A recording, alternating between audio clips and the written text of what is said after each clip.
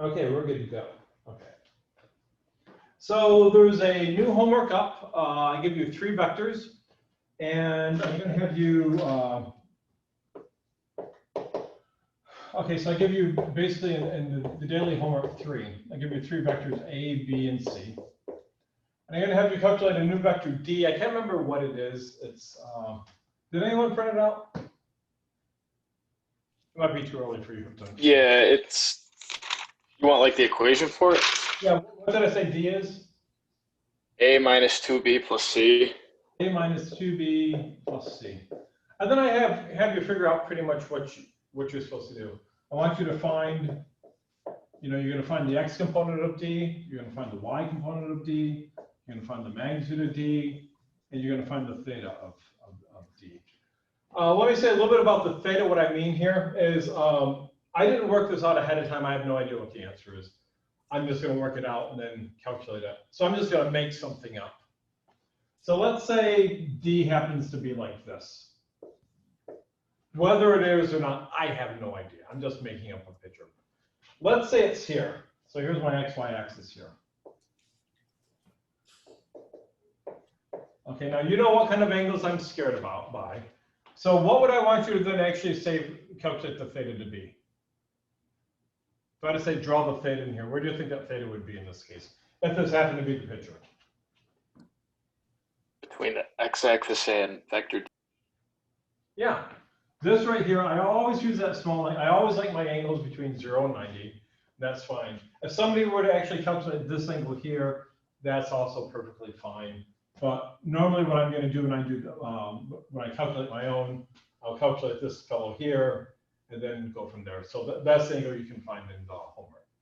You're going to do the same thing as what we did in class. It looks a little different from the example we did, but I think you can figure it out. If you're stuck, send me a little email and we can have a little Zoom chat. We'll probably start getting after this one here, and I'll make certain this one's fine. We'll probably start getting more consistent daily homeworks, about 2 problems a day. Not every day, but for the most part, 2 problems a day, mostly from the book. There will be a couple of things I'll supplement from the book because I just will. And we'll go from there. Any questions? And this is due Friday before class. The quick question about this, like when I'm not gonna, ask you to go over the whole thing, but like just a quick question for Sure. the last part. I asked to find the x and y components of D. Would we use the when finding that? Would we use the like D equals A minus 2b plus C format, or do you still just add them all together? Okay, now what would you have to do? Okay, so does everyone understand Robert's question? Okay, the question is, if you want to find these, you do this.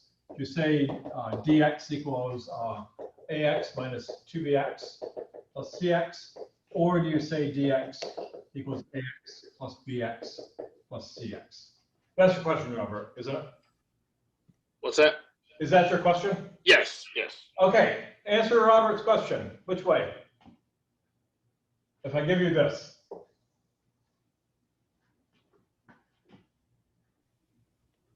Probably the first. Just use that same equation. Yeah, it would have to be this. If you wrote this, what would you actually be saying? If you were to say this, so if you said this, what would you be saying the vector D then is? It would be saying it's ax plus b, or a plus b plus c.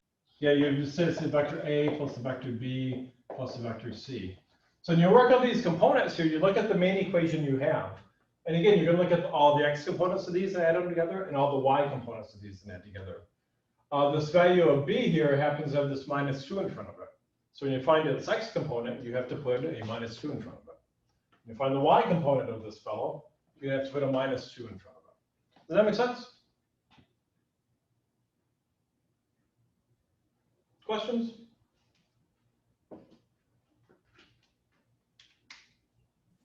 Another question, not about the problem set, but for tomorrow. Yes. Oh, thank you. I try to figure out how to do a lab tomorrow. And to be honest, I think to do the lab over the internet is just going to be hell. And I have no desire to basically do something kind of awkward. So I'm just going to cancel lab. We'll have lab in person starting next week. So you'll have that time free. So what I want you to do is during lab time tomorrow, I want you to get all by yourself for 2 hours and contemplate physics. Just sit in one spot, don't have anyone around you, and just stay there for 2 hours and think about physics. Do whatever you want, I don't care. Okay. But there won't be a lab tomorrow. I tried to figure out how to do one with a force table, and I really want to be there so I can walk around and actually fix mistakes. And there's no good way that I could figure to do it. So you get a little vacation. Do you have a office hour tomorrow? Tomorrow, no, I don't, but I can always arrange to meet you. Oh, okay. Okay. So if you send me at some point, if you have a question, send me an email, and I'll send you then a Zoom link. Okay. Will we need goggles for lab next week? No, we will do nothing. How we do labs in physics and how they do labs in chemistry and biology are entirely different. In biology and chemistry, you have your little notebook, and you better do everything in that notebook. And if you don't, then you're struck by lightning or executed. We're not going to have a notebook. There will be a handout that we give out. You'll write on the handout, and then you hand them the handout at the end of class, and that's it. We won't work with any nasty chemicals, no goggles. There's only a couple of things you have to be careful of. We will be dealing with moving metal balls. And so you don't want to, when we're going to have like a spring gun we're going to work with. You don't want to kind of look at the spring gun and then pull it and then, shoot your eye out, kid. You don't want to do that type of stuff. Well, other than that, it's perfectly safe. Okay, so with that said, let's go on with what we did last time. So we're dealing with one-dimensional linear kinematics. And again, with kinematics, what we're doing is studying motion, and we want to find out if we have an object here. So let's say I have an object and I throw it. I want to figure out where this object is at any time. At any time, I want to know its velocity. And at any time, I want to know its acceleration. So if I wanted to write that mathematically, the way I would write it, I would want to say you'd want to find, when you said the position as a function of time,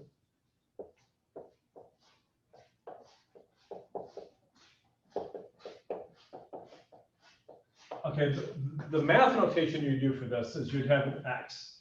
We're only dealing with one motion, so this would be the x position. And then I would have a function of time. It's a lot like, how we do f of x for a function notation. It's the same type of thing. Okay?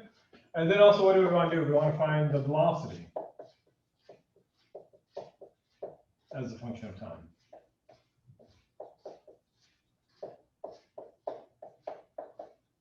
So that'll be the velocity in the x direction. I'll put a little x down here as a function of time.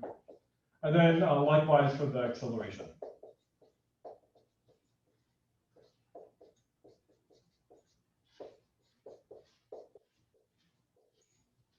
I know the acceleration as a function of time. So if you know these things here, it turns out if you actually know this one, you actually know this one, and you know this one. But we don't know that yet. Or it turns out if you know this one here, you can figure out this one and then figure out this one. So you only really need one of these. Once you have one of these, you can figure this out. So we want to figure out how to do this. And we started off, first of all, dealing with velocity. So we had our little, here's our origin. This thing, if you're wondering what weird thing this is supposed to be a wall. So I've drawn a wall here like this, and I just put little hash marks there. That's just representing some wall. So this is our origin. And we have the exact replica of a Honda element, looking like that. That really looks exactly like a Honda element. And this is in some position x1 at some time t1. And then our car drives down the road. And at some time t2 has some position x2. And we define something called the average velocity.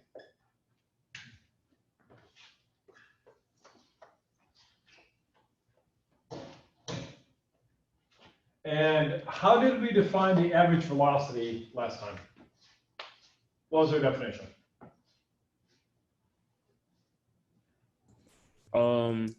Maybe I don't know if that's a T or an X, like,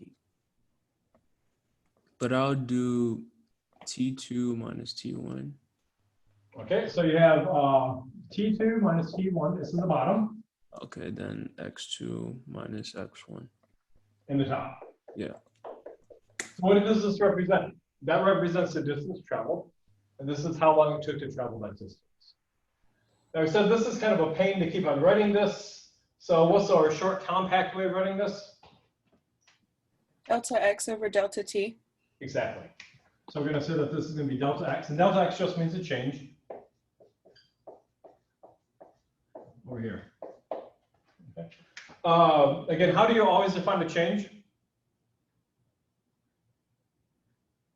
The final minus the initial. It'll always, always, always be a final minus initial. Okay. It turns out that delta has another property here. Anyone know the other property of delta? I always teach all my students this. It can become the space alien.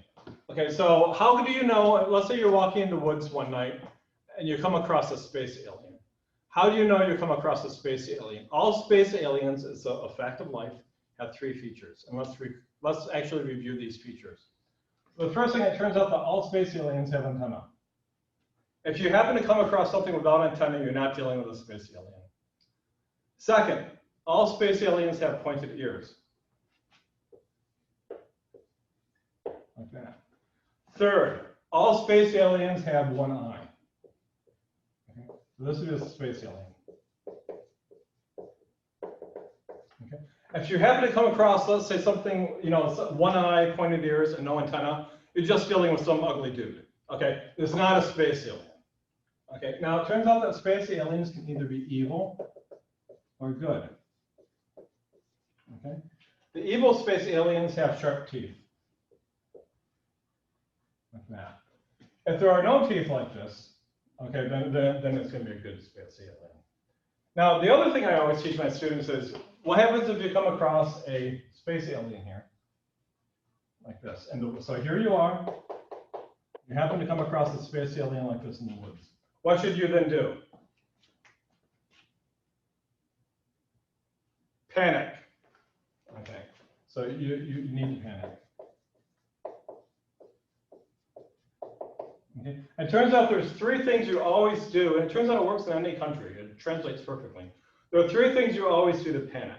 Okay. The first thing you want to do is put your hands in the air and then wiggle them like this. So it's like this. The next thing you want to do is basically run around in a circle, like, you know, like this, okay, because there's an alien. And then the third thing you want to do is you basically want to say incoherent things that aren't really words, that sound like words, but they don't make like that. And so if you do all these three things here, that's sufficiently panicking. And that's what you want to do if you come across this. Now, if you happen to be with a buddy, and if your buddy is not panicking, what you do is you grab your buddy by the shirt and you shake them like this and you proceed to slap them like this until your buddy's panicking. Then you can all run around panicking together. Okay, it's always good to review important things in physics. Okay, that's good. Now we're well on our way to learning physics now. Good, let's never forget the basics. Okay, now we do a graph of this. What did we get? We graphed x versus t, and we had this guy here. Okay. Graphically, what did we say this represents?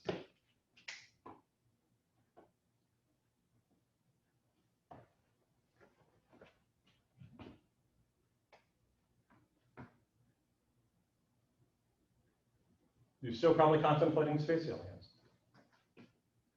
How do we graphically represent this? Oh, the slope. Of what?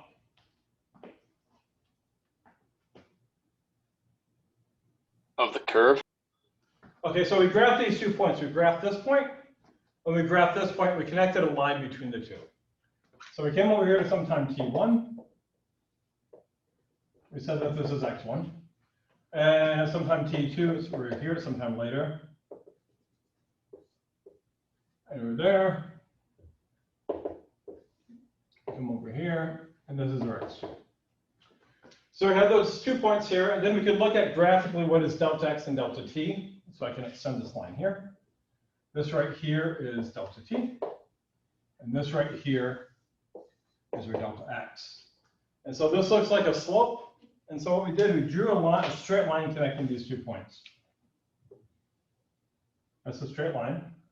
We call that the secant. And this is going to be basically when we say this, we're going to say that's your secant. The slope of the secant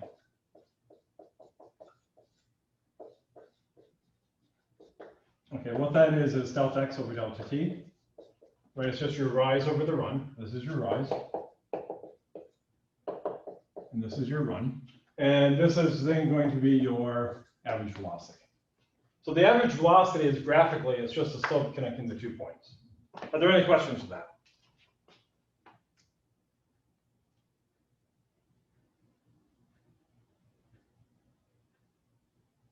So I take that to mean no. Okay, so what can we do with this?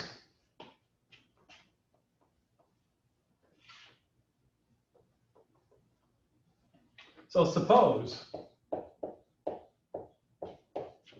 we want the actual velocity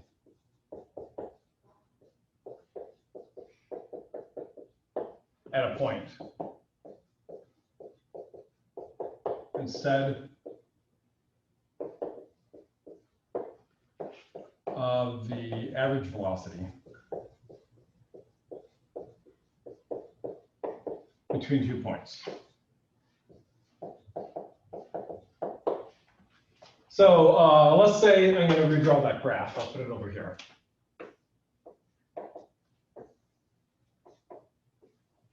So maybe that's how we look going to Hornell. This would be at Alfred, and maybe this is when we get to Hornell.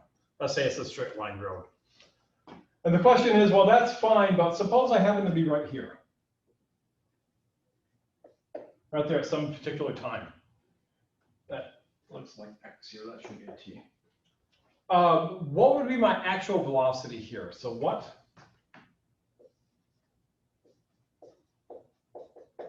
is the actual velocity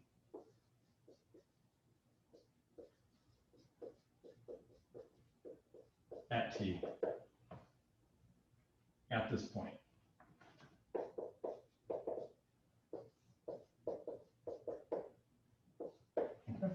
We call the actual velocity at a point, we call it the instantaneous velocity.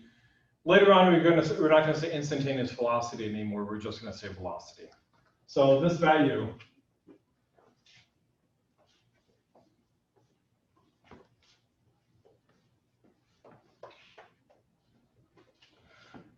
so the actual velocity at a point is called the instantaneous velocity. Okay.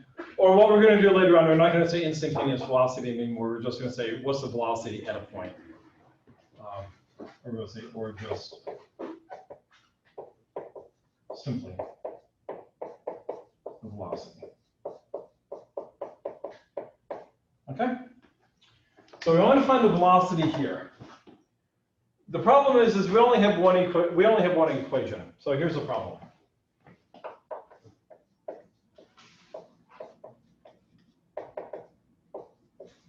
The problem is we only have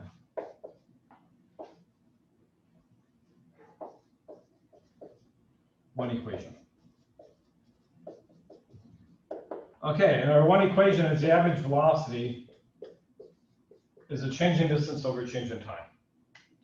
Now, probably most of you know what to do this because you probably had this in high school. I'm going to assume you haven't seen this. And so I want to show you how to calculate basically the actual velocity here at this point. Okay, so does everyone understand the question of what we're trying to do? Here's a car, the distance of a car, and so we have like we imagine a straight line going from Alfred to Hornell. This is our position versus time. We pick some point here, and I want to know the actual velocity here, not the average velocity, but the actual velocity. And the problem is we only have one equation here. And I want to show you how you're going to go from here to answering our question. Okay. Does that part make sense? Then I'm going to show you how to do it. Okay, here's what we're going to do. So in physics, if you don't know how to answer something, what you do is you say, well, I don't know what the answer to that question is, but I'm going to approximate it. So suppose somebody asks you what the velocity is here, and you have no clue what it is.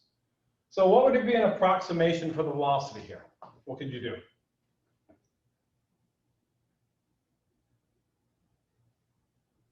Draw the triangles. Try to make the x sign line. Be a little more specific, and you may be right. Like the picture you just draw before, like have the triangles. So keep going. Oh, and I was just assume like we will be show the x and t in one triangle and try to count the v. Yeah, okay, you're getting there. So you're going to say, well, I have no idea what the velocity is here, but I do know this expression. So I'll have a point here. I'll call this point here T1. You can say, where am I going to take it? Well, right there. No good reason, because I can't. And this is in my point X1. And I'm going to take some point here X2. Oh, no, I don't know. T2. This is my X2, and I'm going to draw my little straight line here. So here's my delta X, and here's my delta T. And I'm going to say that the velocity at T is approximately the average velocity between these 2 points. It's an approximation, but that's okay.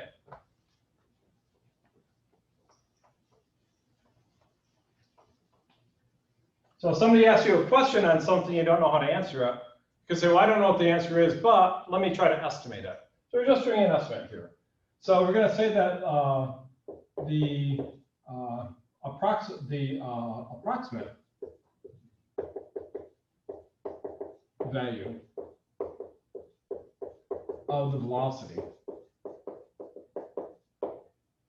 at t is the average velocity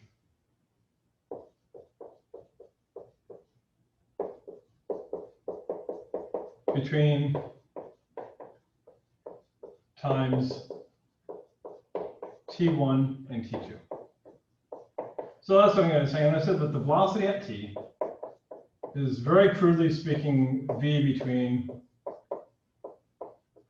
T1 and T2.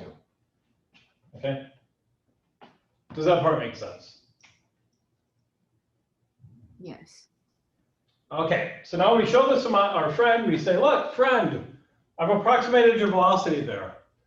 And another friend might come along and say, well, that's fine, but I can do a better approximation.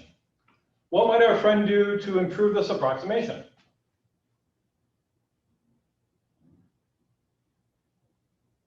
So maybe you're going really, really slow here and really, really fast here. And so maybe this velocity here doesn't really, maybe this value here is going way, way, way too high. Okay, or maybe it's too low, who knows, depends on the situation. What could you then do to get a better idea of how fast you're traveling there?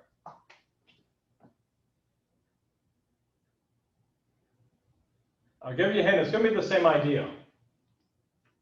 Could you bring the X2 and T2 in closer? Yeah, that's exactly what you'll do. You're going to say, well, what I'm going to do is I'm going to take this T1 and move it a little bit closer to T, and take this T2 and move it a little bit closer to T. In other words, I'm taking a smaller interval. So I'm going to read, this is getting kind of cluttered. So let me kind of redraw. Well, I think I can do it here. So what we're going to do, instead of having my T1 here, I'm going to have a new T1 here. I'll make it T1 there. Instead of having my T2 there, I'm going to have my T2 here, like that. So now this right here, that's my new X1. And this right here is my new X2. And then I'm going to calculate the average velocity based on these points. So I draw my little line here. And I'm going to say, oh, a better approximation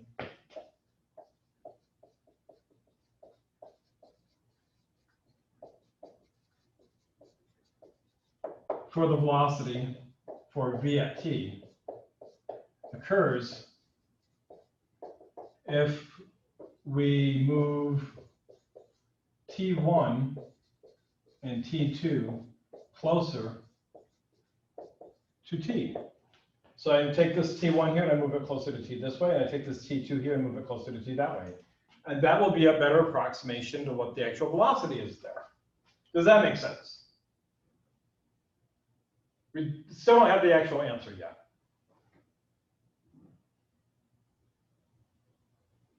That'll be less bad.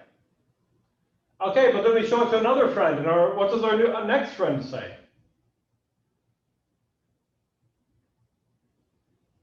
Go even closer.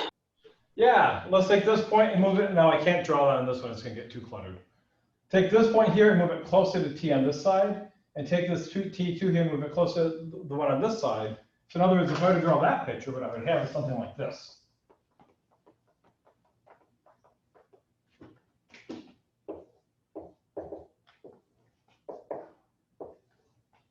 So if here's my t, the person's saying, oh, let's take t1 over here. I'll put it right to this side on this side, and take my t2, put it over here.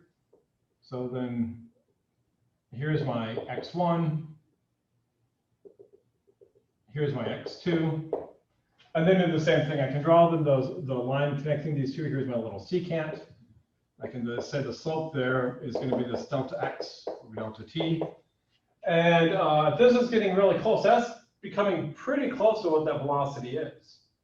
Well, I show it to another friend, and what does our other friend say? I can do better.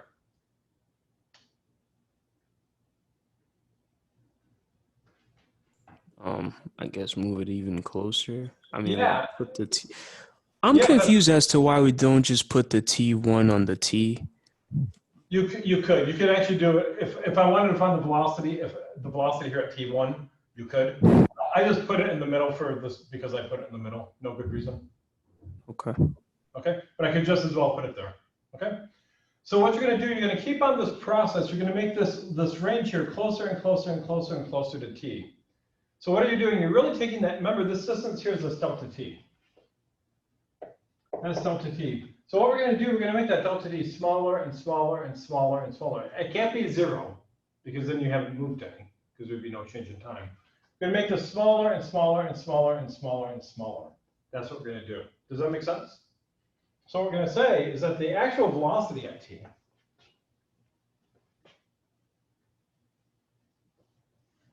so we're going to say the actual or instantaneous, because they're the same word, velocity at t occurs when this change in time is very small.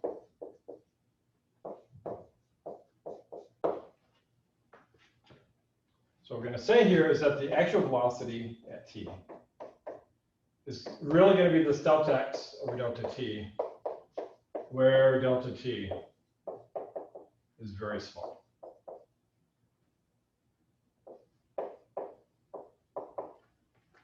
That makes sense. Let's say this marker is a car, and this car is going down here like that.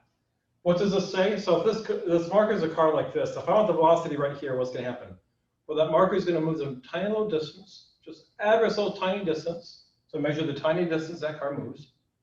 Then I divide it by how long it took that car to move between this point. And that would have to be the actual velocity at that point. Does that make sense conceptually?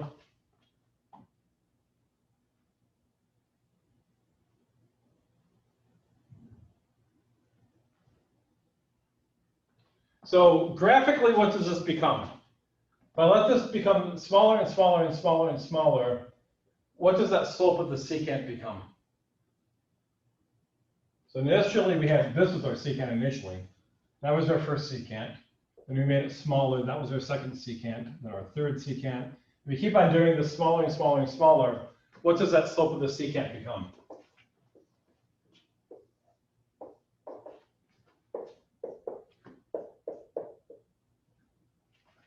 So if I start here, and I go here, and I go here, eventually what do I get? And it's something I can't even really see, but it's going to be a slope that's equal to the tangent at that point. So I draw a little point, I draw my tangent line, and the slope of that tangent line then has to be the actual velocity. So this little prescription here, this is really going to be the slope of the tangent line.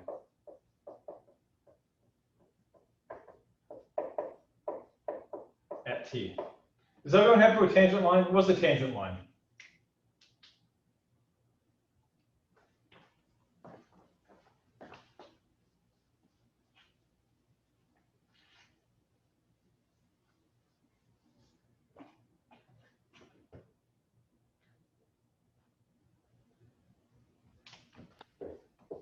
Now, curve here like that, you draw a little point. What you do, the tangent line is going to be the line that will just intersect only that point of the curve. So at that point here, there's only going to be one line here that goes through here like that. That'll be your tangent line.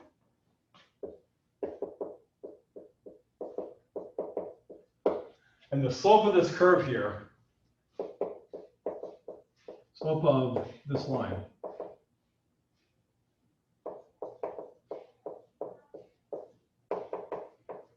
is the velocity at t. So if this is the time t, that's what it is. Does that make sense?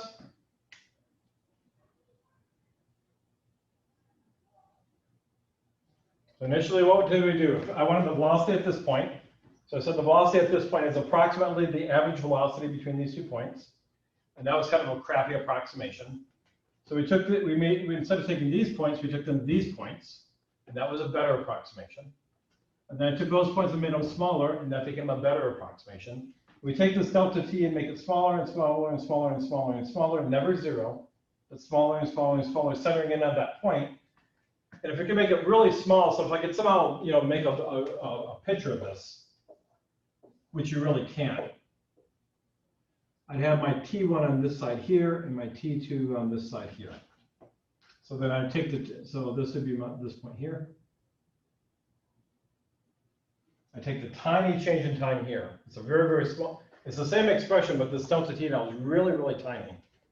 So that would be my tiny little distance delta t, tiny time delta t.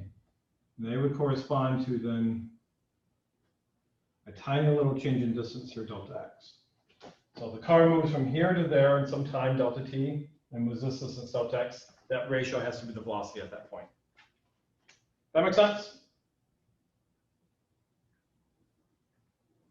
Now, most of you know what this is mathematically. Okay, mathematically, what have we just done? That's the definition of a Derivative. Yeah. This course does not use calculus. I said we would kind of qualitatively do calculus. This is the qualitative calculus part. All this is here, when you look at a curve, and you look at basically the slope of the tangent line along the curve, that's the derivative. That's half of calculus. That's all it is. So mathematically speaking,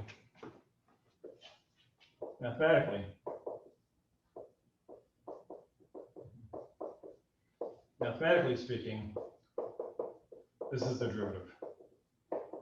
This is the derivative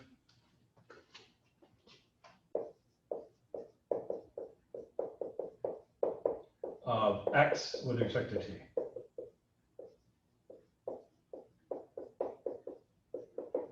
So if you write this in fancy math notation, which we're not going to do, but I'll just mention it. So in fancy math notation, how do we write this differently?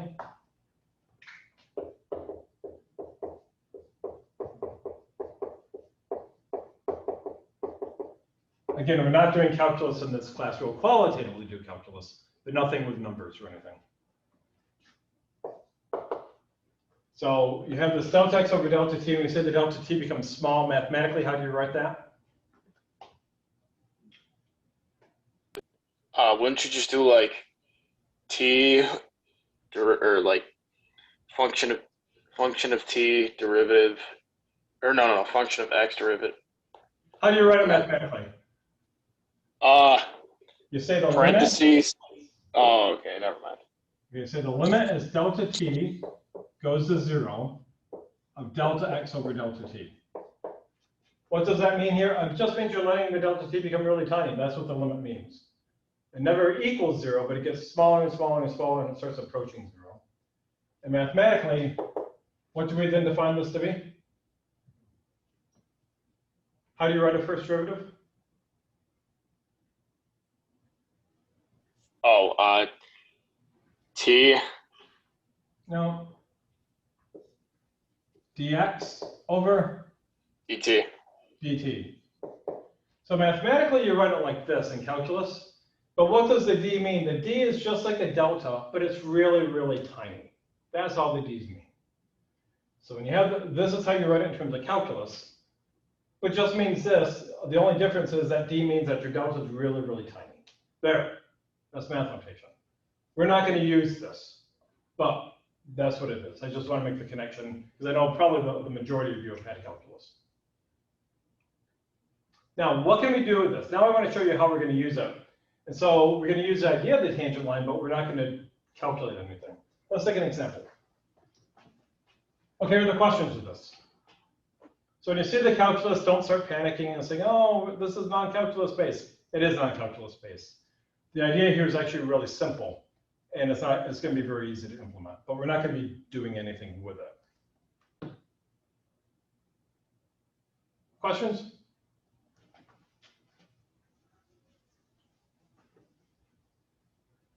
All right, let's take an example.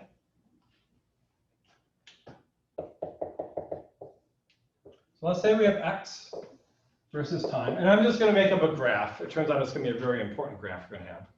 I'm going to draw something like this. I want you to draw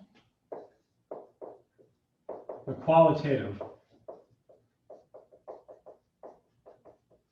velocity versus time graph. So maybe here's a car, and you plot its position as a function of time, and it just happens to look like that. And I want to know what the velocity is, the actual velocity is, at any point t.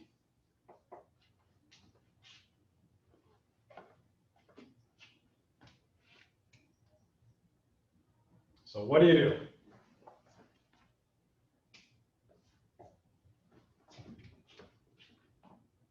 What did we say the velocity is? Delta x over delta t. Where the delta t is time. Okay? So this becomes what? What did we say this is graphically? Graphically, this quantity is the slope of the tangent line. This is the slope of the tangent line. This is the slope of the tangent line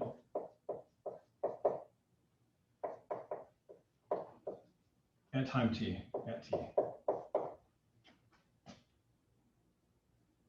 So when you have the velocity here, all we're doing, this is going to be a graph, this right here. All we're going to do is graph the tangent line, the tangent lines on the x versus t graph. I want to show you how you do this. Okay, we're going to do a whole bunch of these. So when you do these graphs here, okay, when you're a physicist, what you learn to do is the physicist is scared of hard work. And so if you give a physicist a problem, the first thing they're going to do is attack the easy parts of the problem. They're going to go, so in other words, if you fight a dragon, how do you fight a dragon? You go for the soft underbelly. Don't go for the fire-breathing mouth or the claw, you're going to get killed, or the tail. Okay? You go for the soft spot where you can kill the dragon. We're going to do the same thing with this problem here. We're going to go for the easy spots. So if you have a graph like this, there's going to be one tangent line that's really, really easy to draw. So what's going to be the tangent line here that's really, really easy to draw?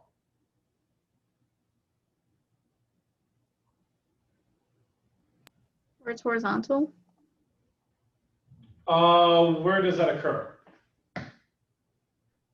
At the maximum? Yeah, look at this peak right here. At this peak here, so here's your peak. I'm going to draw a little dot there. At the very top there, if I were to draw a tangent line, how does that look? Well, the tangent line is a straight line. Okay, what's the slope of a straight line? A flat line like this. What's Zero. Remember your slope is always your rise over your run. Right, so here's your rise versus your run. If it's flat, the rise is 0. Yeah, so at this point here, so at that point here, t, that's 0 here. So I go down to that same value here. And then I put a 0 here.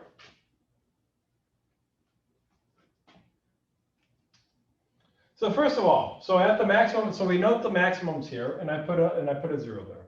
First of all, does that make sense why let's say this is a car, why the car would have no velocity there? Again, what does the velocity mean? Velocity means that you're changing position with time. Let's look at this. If I look along here, if I look at this position versus this position versus this position versus this position versus this position versus this position, how much is that position changing? Almost nothing.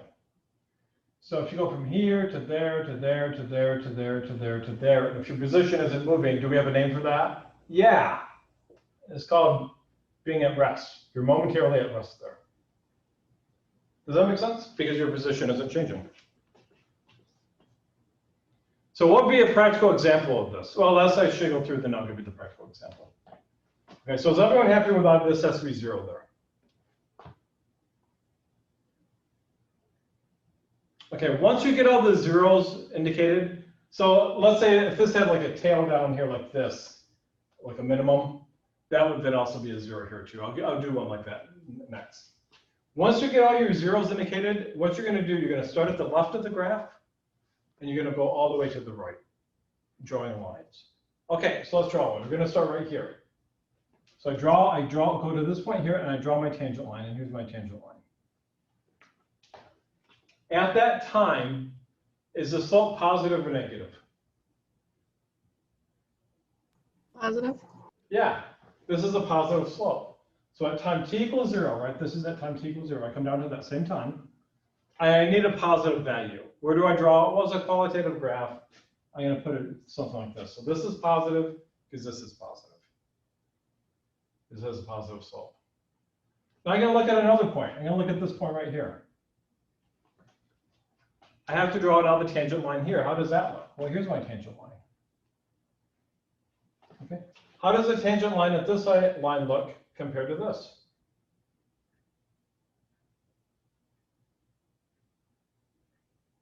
Less steep. Is it still positive? Yes. Yeah, so it's still positive, but it's right. This is steeper than this, but it's still positive. So at this time here, so this is at some time here t. Here's the slope. I can go down to that same value here. Now I have to have a positive number that's basically less than this, so I'm going to put it here. Again, this is a qualitative graph. Okay, now let's go on this side. If I'm right here, how does that tangent line look right here? Slope's negative. Yeah, so I draw this one here. Here's my slope, that's negative.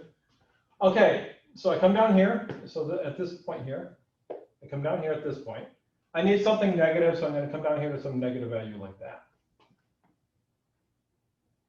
Now suppose I'm here. How does that one look?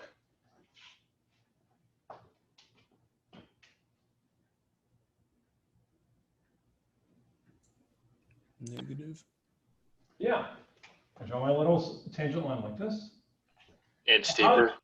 Yeah, now how does this negative value compare to this negative value? You can see this is more steep negative, right? This is here, and then this is like that. That's steeper. So at this value here, at the same time here, I come down and I have something like that. So you can see what I can do now is I can put these together, and I'm going to get some graph that looks like this. Now we're actually going to do this lab here. So what we're going to do, we're going to have an air track, and I'll explain what an air track is. An air track basically is a piece of metal like this. It has holes in the side. You pump air in it, so the air comes out of the holes. And you can put little gliders on them, and the gliders move with almost no friction. So we're going to take this, we're going to put it at an angle, and we're going to have a little thing called a sonic ranger. And that sonic ranger is going to act, and we're going to move it. And that sonic ranger is going to make a graph of the position versus time for that little car. So we're going to get a graph like this. And then there's going to be a program there that's going to calculate the velocity versus time. And what does it do? What does that little mathematical procedure that we talked about here? And so the computer is actually going to generate this graph for you. And this is what it's going to look like.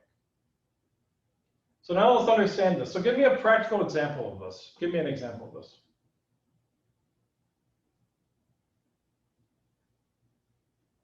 You're driving, you hit the brakes, hit a U-turn and go the other way.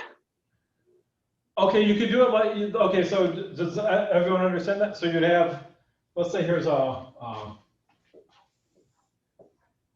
car here like this. You're going this way, and you realize, oh no, you're going the wrong way. So what do? You put on the brakes. So what are you doing? You go, as you're going down this way, the distance is increasing. At some point you realize, oh no, I screwed up. You slow up, okay, because there's going to be a U-turn here, or you're going to make one, okay? You're going to come, you're going to stop, kind of. Okay, this is going to be the top here, where you're stopping, and then you're going to start going the other way like this. And then you're starting to go to the left. Give me a way where I don't have a U-turn.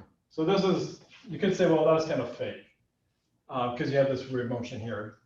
Okay, don't do this with your car. And I've heard you can't even do it with a car. But let's not try this. But let's say you could. How can you get this motion with a car without doing this weird U-turn? Put it into reverse. Yeah, and don't do this with your car. So get this going down the road and you just have nothing else better to do. So you throw your car in reverse. Don't do. I've heard you can't do this, but let's not find out, okay? So you're going down like this, you throw your car in reverse, what's gonna happen? Well, you're gonna start slowing up. So at this point, you're driving on the road, you put your car in reverse, what do? You slow up, you go slower, you momentarily stop. You don't completely stop. You momentarily stop. That's here. And then what do you start doing? Well, you go back the other way, faster, faster, faster, faster. So you're going back the other way, faster, faster, faster, faster. But you want it with another windy motion would be going like that. So I can make this the y-axis versus time. So what happens if you throw something up? As you throw something up, what does it do? It slows up, slows up, slows up, slows up, stops. Okay? So it's stopping right here momentarily. It doesn't continue to stay stopped. And then it starts falling the other way. And that's what happens here. So if you're doing this type of motion here, where the velocity is 0, that's going to be the top of the, where you throw something. This is going to be the top. That'll be your maximum height. Does that make sense? Yes. Questions? So we're going to say any velocity here that's positive. So these are the positive velocities here.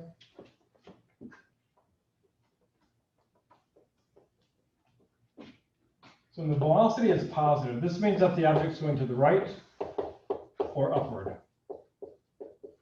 Okay? If the velocity is negative, that means it's going to the left or downward. Does that make sense? Questions? Let's try another one. Then we'll call it quits for the day.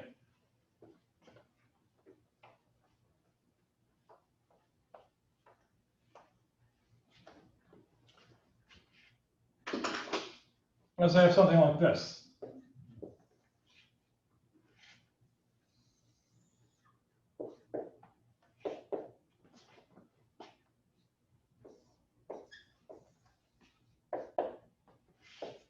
So I have some motion like that, and now I want the velocity versus time. First of all, how can I get something like this?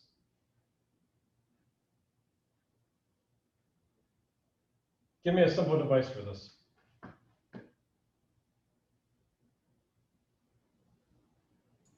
I mean, if we're gonna use the car driving thing, you start at a certain point, you drive, you put your car in reverse, you go so much farther that you go before the point that you originally started, and then you start driving forward again and stop exactly where you initially started. Okay, so what would you be doing if you're going, you'd actually, don't do this with your car. So what do? You could be driving down this way, throw your car in reverse for a while, and then you realize what happens. Well, you went the other way, so then you put your car in forward again, so it'll slow up, stop, and then start coming backwards like this, okay? Give me a simpler way to do this. It doesn't involve destroying your car. Something simple. Go in a circle. Let's hold off on that. Yes and no, depending on how you look at it. That's actually, okay, I wasn't expecting that as an answer. If you look at a circular motion in a certain way, you actually can get that. But let's not look at that. That's actually a more complicated motion. Something simple. Say you walk to the, I don't know, walk from your house to 7-Eleven, walk back to your house, walk from your house to Tops in a different direction, then walk back to your house. Yeah, okay, you guys are overthinking this. I'm really thinking something stupid. What's the dumbest thing in physics you can have? It turns out, I'll try to convince you of this. And physicists will be the first to admit this. They may not like to. In physics, to be honest, there's only one problem that is fully understood. And actually, this is a true statement. It's a spring. You know, spring. You know, you think, really? Okay, now that sounds as stupid as you think. It turns out, this is one of the grand mysteries of the universe. Many things end up reducing to a spring. So imagine I had a spring here with a mass on it, and I pull it down and I let it oscillate. It goes like this, or I could do it horizontally. I could have a spring here, and I could imagine the table's doesn't have friction on it. I could pull it like this, and it just oscillate back and forth like this. So this is going to be spring motion. Okay, I want you to find the velocity versus time for this. We'll start this out, then we'll finish it on Friday. So if I told you when you have this here, what do you have to do? Remember the velocity here, what is this? This is always the slope of the tangent line.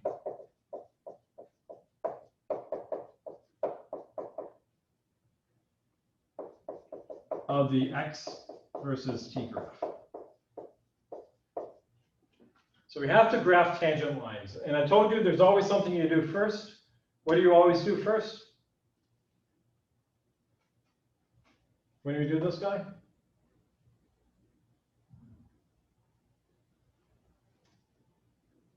We're going to look for the zero slopes. In other words, the maximums and minimums. So if we look up here at this maximum here, what do we have? We have a slope like this. So that would have a velocity of 0. Where else do we have a velocity of 0? Minimum. Right here. At the minimum, if I draw my little line here, here's my tangent. That will also have no velocity. Graph the minimum, graph the maximums and minimums first. So at this time here, t, I have no slope. So I'm going to go down here to that same time here, put a big dot there. That's my 0. I'm going to come over here at this time here, t. I have no velocity, so that means at that same time t, I have no velocity. Always get those zeros in there first. That kind of anchors your graph. And once you get all your zeros in there, we're going to start on this side, and we're going to march all the way along here. And then that'll produce it. Try to do that by yourself. Don't hand it in or something. Just kind of play with it. And what I'm going to do is we'll start off with this on Friday. So have a great day.